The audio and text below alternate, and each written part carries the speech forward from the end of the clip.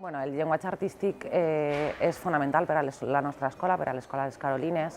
L'objectiu que busquem és fonamentalment l'alfabetització artística del nostre alumnat.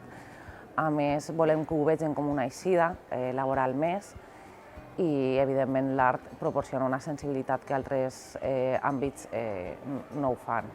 A primària, l'educació plàstica és l'àrea que vehiculem en anglès. Es tracta d'una manera d'aconseguir l'enfocament TILC, que és el tractament integrat de llengua i contingut. En si, aquesta àrea, el més important no és la llengua, sinó que la llengua al final és el vehicle per a transmetre els continguts i la sensibilitat i les sensacions. A tercer cicle hem finalitzat fa no res el projecte Erasmus Women in Art. Ha estat un projecte molt interessant, amb una durada d'uns 2 anys i que hem finalitzat amb una avaluació excel·lent.